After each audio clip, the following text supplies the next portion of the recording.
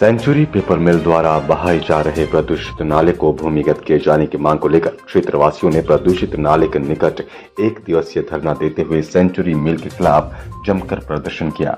इस दौरान प्रदर्शनकारियों ने नारेबाजी करते हुए प्रदूषित नाले को भूमिगत करने, पूर्व में नाले को भूमिगत के संबंध में लिखित समझौते पर कार्रवाई किए जाने की मांग की।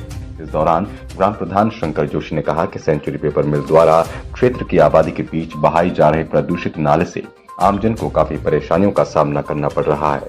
प्रदूषित नाले की अब ये स्थिति है कि उसमें अब बड़े बड़े मगरमच्छ पल रहे हैं, जिन्हें कल भी ग्रामीणों द्वारा देखा गया। यदि नाले को भूमिगत नहीं किया गया तो उग्र प्रदर्शन किया जाएगा। वहीं उत्तराखंड बेरोजगार संगठन के अध्यक्ष प्रकाश उत्तराखंडी ने कहा कि सेंचुरी मिल के नाले को भूमिगत किए जाने को 15 साल पहले समझौता हुआ था, जिसको अभी तक भूमिगत नहीं किया गया। इसके लिए दिल से आपका थैंक्स, आपका आभार। और जो जहरीले नाले की बात है, ये गंदा नाला नहीं है, जहरीला नाला है, क्योंकि इसमें केमिकल युक्त जितनी गंदगी है और मल मूत्र सब भेज रहे हैं ये।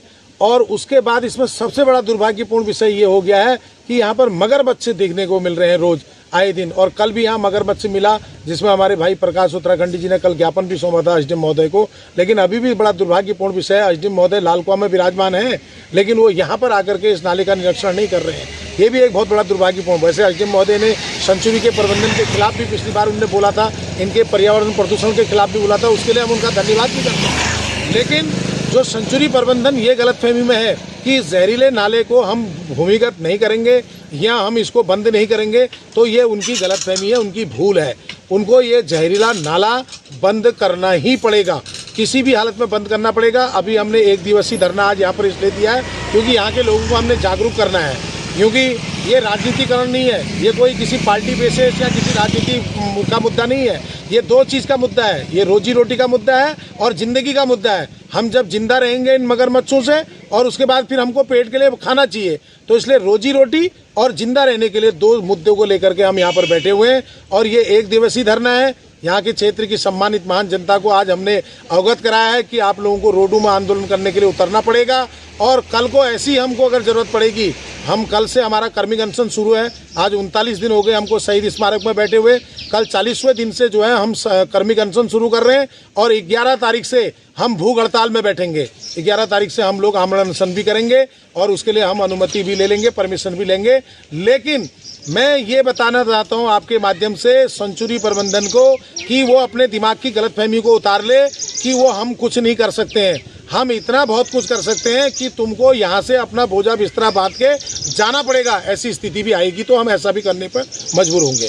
की जो लड़ाई है, इस नाले की जो लड़ाई है, इसको 1999 से हमने शुरू किया था और जो आज तक जारी है। इतना अवश्य है कि हमने जो है एक समय ऐसा था कि पेपर मिल यह मानता ही नहीं था कि भैया यहाँ पर कोई प्रदूषण हो रहा है, लेकिन हमारे द्वारा किए गए जन आंदोलन के परिणाम स्वरूप न केवल सेंचुरी पल्प एंड पेपर मिल को यह मानना पड़ा कि प्रदूषण है, बल्कि उसको लिख करके देना पड़ा कि हम इस जो भूमिगत नाला है, इस जो जहरीला नाला है, इस नाले को हम भूमिगत करेंगे। अब जो सवाल यह है कि भैया तुमने जो है लिख करके दिए हुए 15 साल हो गए हैं।